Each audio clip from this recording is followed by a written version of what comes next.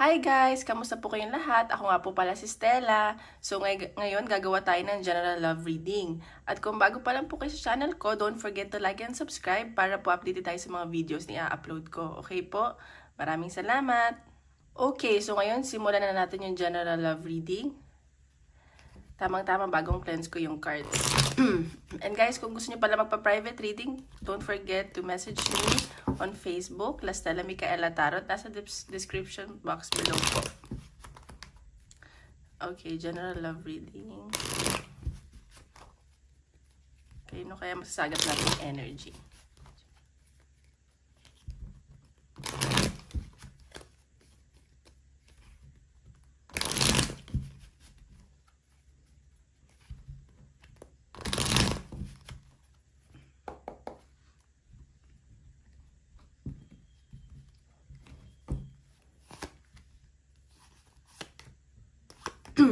Okay. Okay. Sige. So, sa nakikita ko dito, isa sa inyo ng person mo, parang ayaw makipag-usap. May nakikita akong pagtatalo. And, yung isa sa inyo, wala din peace of mind.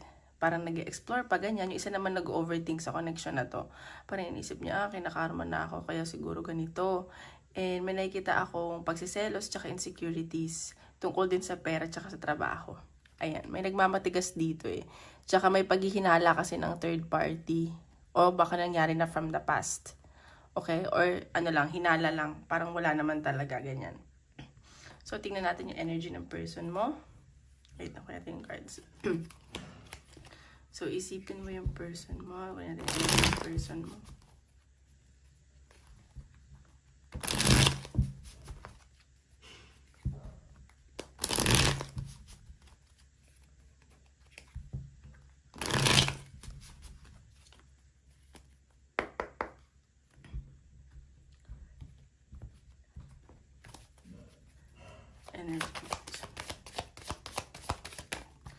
Okay. Okay. So, ngayon nakikita ko yung person mo maraming tinatago sa'yo. Or may mga kinakatakutan siya na i-reveal sa'yo. Siguro, parang baka daw magalit ka, kaya itinatago na lang niya. Basta may mga kasinungaling at takot siyang tinatago, ganyan. Bilis Okay, sa ngayon, parang may mga kinakausap siya na kaibigan. And, parang iniisip niya kung i-workout pa ba niya to, ganyan, or yung sa inyo, yung connection nyo. And nakikita ko dito, busy din to sa trabaho. Parang, nililibang niya yung sarili niya, ganyan. Parang, hindi naman gossip na masama, pero parang nangihingi siguro siya ng advice. Ayan, so, ang nakikita ko dito, parang, ang sinasabi ng person mo na hindi mo na siya pinapansin, parang, kaya nga, ayun nga, may pagtatalong nangyari, so, ayun, parang dinededma mo siya, parang iniisip niya ano ka na, parang iniisip mo na, ay, ginagamit mo na yung ulo mo kaysa yung puso mo, nagmamatigas ka, ganun. Nakikita ko, parang, bahala ka dyan. Ganun yung nafe-feel niya sa'yo. Okay? So, tingnan pa natin.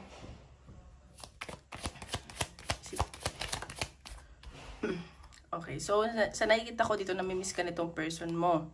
And, iniisip niya yung mga memories nyo, yung past ninyo, at kung may anak man kayo or may alaga kayong pets, iniisip-isip niya yun na parang gusto niyang bumalik sa'yo. Yan, baka mag-reach out to sa'yo at ano yun, parang patawarin mo na ako, humingi siya ng forgiveness, ganyan. So parang ikaw, magmamatigas ka parang hindi din siya agad mangyayari. Pero sobrang namimiss ka ng person mo. Okay. So nakikita ko dito, nag-aantay ito sa'yo. It's either magkalayo kayo or gusto niya mag-travel papunta sa'yo. Pero iniisip niya kung papaano. Ganyan. And nag-ano lang to, parang nag-aantay lang. And sa ngayon wala siyang ginagawang actions. Tapos, basta magkalayo kayo ng person mo. Nag-aantay lang siya. Or ikaw pupunta sa kanya. Or siya mag-travel. Oops, ang dami. Tingnan natin. See? So, ito, sabi ko nga, nagpapaka-focus siya sa work, which is totoo. Parang nililibang niya yung sarili niya. And kahit sobrang dami niyang trabaho, at the back of his or her mind, ikaw pa rin yung iniisip niya. Parang, alam mo yun, talagang kahit nagtatrabaho siya, parang sumisegue ka talaga sa isip niya. And parang hindi siya nakapag-focus sa work. Pero, ayun, sobrang sinusubsob niya yung sarili niya sa trabaho para hindi kanya maisip. Nakikita ko, oops, sabi. Ayan. Iniisip-isip ka ng tao na to. And nafe-feel niya na parang napapakasaya ka na sa work. Or may mga offers sa'yo, maganda yung kaperahan mo. Tapos siya, parang gusto niya mag-offer sa'yo, pero hindi niya alam paano siya mag-offer. Kasi nga, siguro maraming din nagkakagusto sa'yo. And sa nakikita ko, nagpo-focus talaga to sa trabaho niya. Parang, alam mo yung dinidistract niya yung sarili niya, ganun. And, deep inside his or her heart, mahal ka nitong tao to. Gusto niyang lumapit sa'yo, gusto niyang mag-offer, ganyan. And, pero, parang nag-iisip lang siya. Hindi lumabas. Papa. Tsaka baka operan ka ito ng parang financially. Ganyan. Na yun ang sense ko and itong person mo, decidido talaga siya na kunin ka. Sobrang passionate at sobra yung attraction na nararamdaman niya sa'yo. Alam mo yun, parang naghahanda lang to nag-iipon lang to ng strength para maka-move sa'yo. Ganun yung nasa sense ko. Sobra yung yung attraction, tsaka parang yung passionate na nararamdaman niya sa'yo, ganyan. Okay? So, tingnan natin yung side mo naman. Energy mo.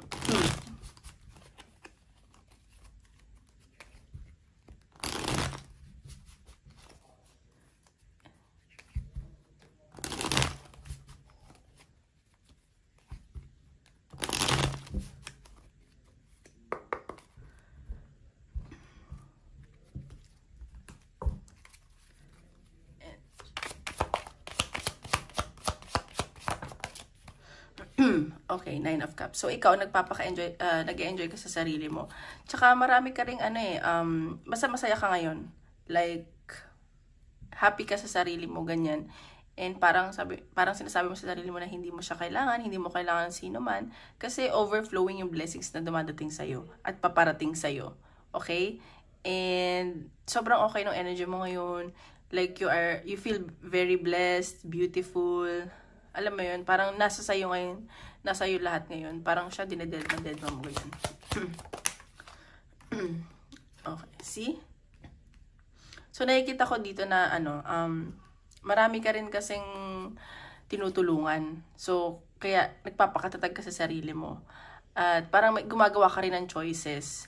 At kung bumalik man tong taong to, feeling ko, magtutulungan kayong dalawa. Ang gusto mo kasi yung tao na makakatulong mo financially, hindi lang dahil may karelasyon ka, ganyan. And,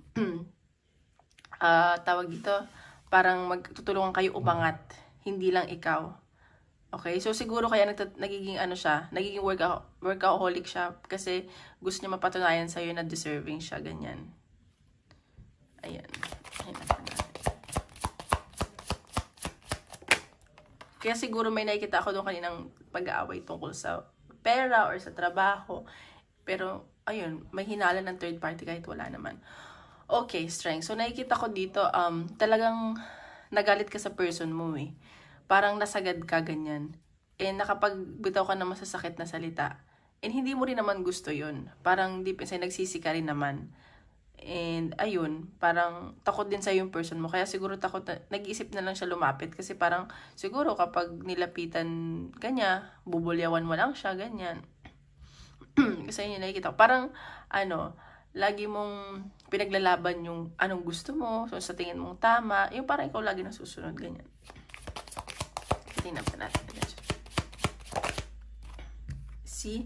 Ikaw sa ngayon, fina-follow mo na lang yung intuition mo. Parang hindi ka na basta-basta sumusonggab. And pinag-iisipan mo mabuti yung mga bagay-bagay. Parang,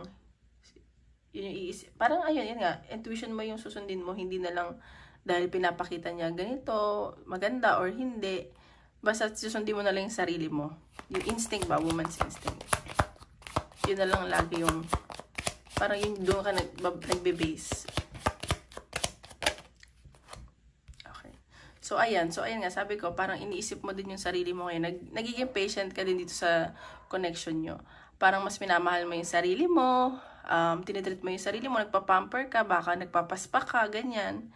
And deep inside, nakikita ko na siya pa rin nagpapasaya sa'yo at mahal mo tong taong to.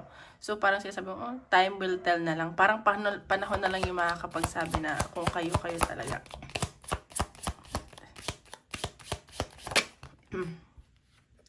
See, Seven of Swords. So, ano kasi ikaw parang you felt betrayed sa connection nyo. Parang feeling mo binetray ka niya. Yun nga, sinasabi ko kanina, parang may paghihinala ng third party kahit wala naman. Kasi, feeling ko nung una naging naging insecure ka sa sarili mo. So, parang, yun nga, puno ka ng pagsiselos, inggit. So, parang hindi ka naging sigurado sa sarili mo. Kaya siguro dun din nagmula yung away nyo, ganyan. Kaya siguro binabago mo na yung sarili mo. See? Alam mo sa sarili mo na siya talaga yung mahal mo. Kinikilig ka nga pag minsan may nagme-message siya, ganyan. Pero nagmamatigas ka talaga. And alam mo sa sarili mo na siya lang talaga. Kahit ilang lalaki pa or babae pa ang sa buhay mo dumating, siya lang talaga. Tsaka marami din naman nag-o-offer sa iyo, pero parang hindi mo pinapansin kasi yung nararamdaman mo para sa person mo. Ayan, so ikaw parang yun nga, sasabi ko, inaayos mo yung sarili mo para din sa sarili mo, and nakikita ka din ng person mo na like mapapangasawa niya, and ikaw gusto mo na rin mag-asawa, and iniisip-isip mo na kailangan magbago ka na para, alam mo yun, para mas okay pumasok sa relasyon.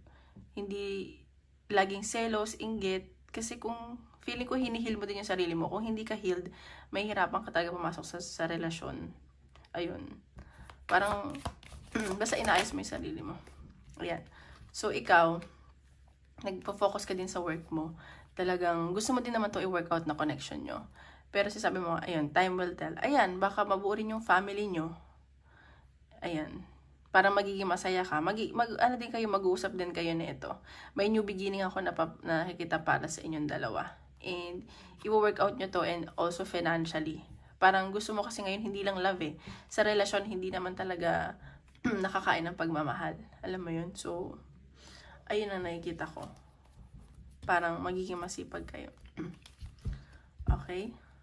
So, tingnan natin anong possible na gustong sabihin sa'yo ng person mo. Possible na message sa'yo ng person mo.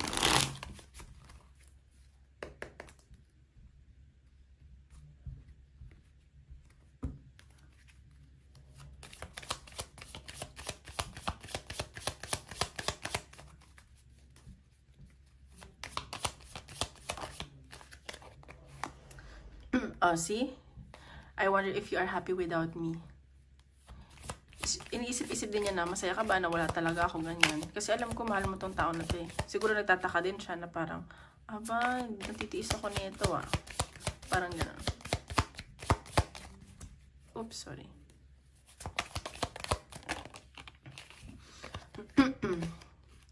I want to feel that way again, see? So, gusto din niya talaga ng new beginning sa inyo. And gusto niya din i-work out to. Gusto niyang maramdaman ulit kung saan kayo nagsimula, paano kayo nagsimula, ganyan. O, see, mag-aantay lang to ng sign from you. Sabi ko nga sa'yo, nag-iisip-isip lang to Kung hindi wala siyang makikitang sign na parang gusto mo pa, wala yan. See, I bury myself in work to forget you. Tulad ng sabi ko kanina, kahit sobrang dami ng pinaggagawa niya sa trabaho, pumapasok ka pa rin sa isip niyan. Okay, try natin tignan yung outcome. Try na natin.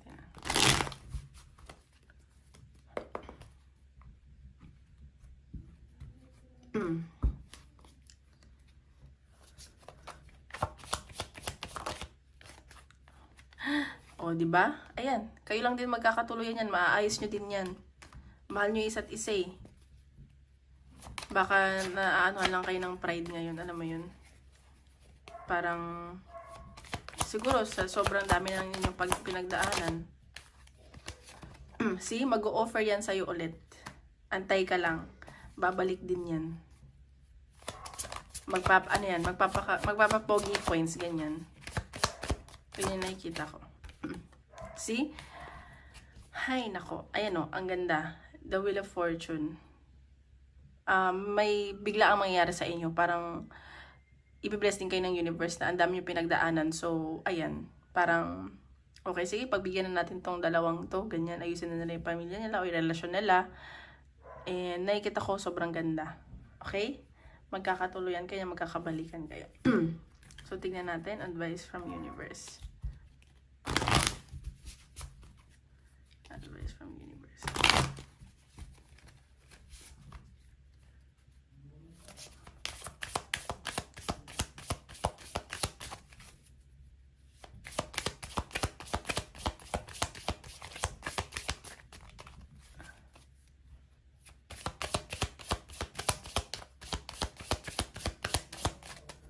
Advice from universe.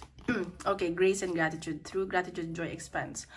Okay, so ang pinapakita dito, ang sinasabi sa'yo, like, lagi ka lang maging thankful sa life.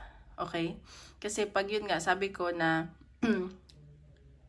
pag grateful ka sa mga bagay na nangyari sa'yo, at saka sobrang daming, dapat natin ika-grateful, maliit man yan o malaki. Kapag thankful ka sa life, lagi kang magiging masaya.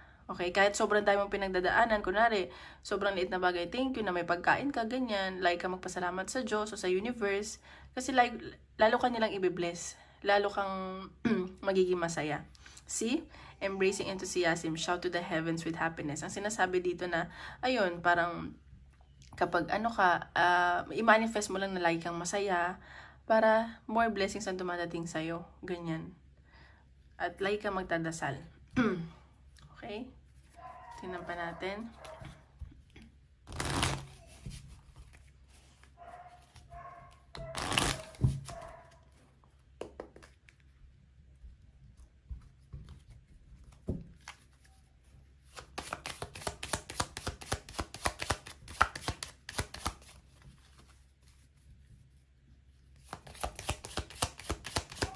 Advice niya.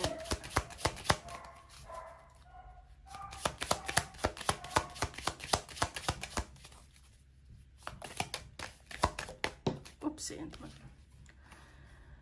Let go of control and relax into flow. See? So, let go mo na yung mga nagpapabigat sa loob mo. Ganyan, mag-go with the flow ka na lang para ma-release yung nararamdaman mo. Kasi kapag, alam mo yun, lagi mo iniisip, parang kinokontrol mo yung mga bagay-bagay. Ikaw rin yung nahihirapan. Get creative and excite your imagination with wonder. So, ayan. So, parang sinasabi dito na gumawa ka ng mga bagong bagay, and mag-unwind, bagong hobbies, or magpapamper ka. Tulad nga kanina, nakikita ko dito, pinapamper mo yung sarili mo. Para alam mo yun, hindi ka laging mag-overthink, ganyan. Parang sinasabi dito kasi sa reading, parang sinasabi dito na i-heal mo muna yung sarili mo. Kasi parang punong-puno ka ng insecurities at pagsiselos. Okay? Wait lang. So, ang bonus natin ay career. Kasi minsan may nagko-comment na career daw. Sige, tingnan natin. Sa career. General career reading.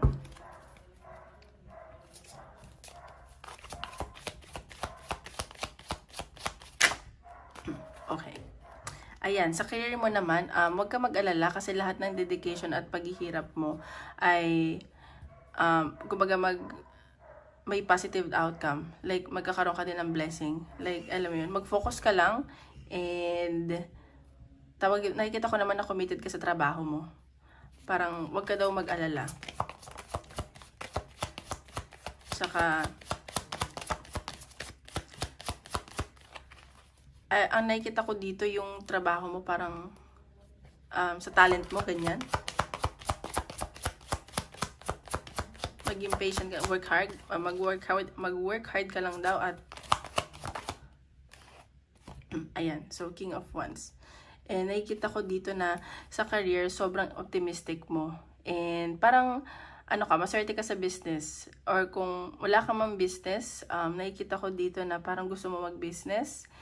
And kung mag-business ka, that's good kasi parang papatok siya kasi alam mo yun, parang ikaw yung mismo nag-aano sa business mo. Gusto mo talaga siya eh. Alam mo yun? Like, doon ka talaga, ikaw nakakapag-ano ng oras mo. Ganyan. So, ayan, baka kung gusto mo mag-business, magbo-boom daw siya.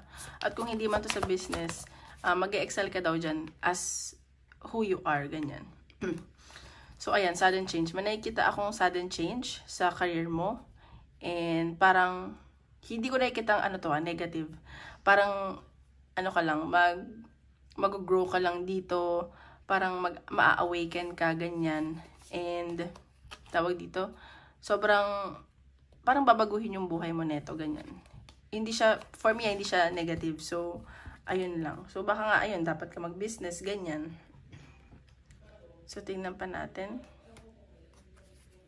Parang, yung changes na mangyayari sa career mo is, ano yun, from universe. Yun yung dapat mangyari. Uy.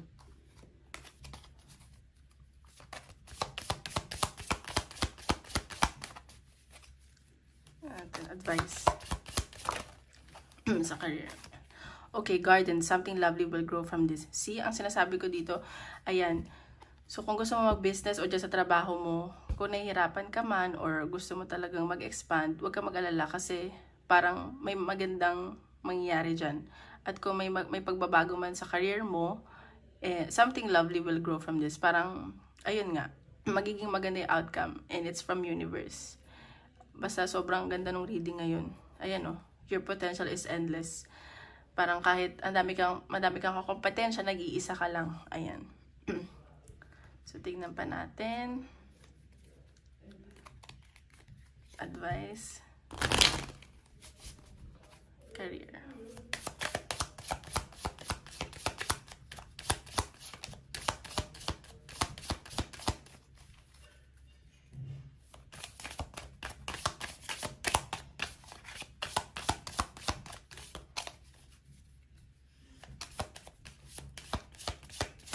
Uy! Isa lang po, spirit. Ayan. Imrama, where are you being called to journey to? Ayan, sa career to. Ayan. So, ang sinasabi dito na parang tinatawag talaga ni universe kung ano yung calling mo dito sa mundo. Alam mo yun, sa career, ganyan. So, kung may mangyari man changes, huwag ka mag-alala. Kasi parang para sa'yo talaga to. And it's for your own good. Yun yung nakikita ko. Break the chain. So, ayan. So, kung natotoxican ka dati sa work or dyan sa sa business mo, parang mangyayari, may mangyayari nga na parang healing para sa'yo. Feeling ko nag-heal ka din ngayon eh. And gusto mong baguhin yung future mo at magiging maayos yung future mo. Okay? So ngayon, isip ka ng tanong, tinatin na isagutin ng universe. Ay, ito na yung card.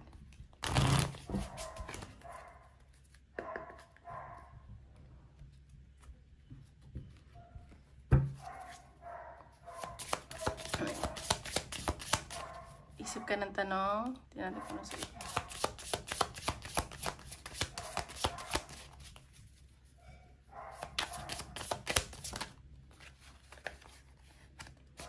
See, choose a new direction.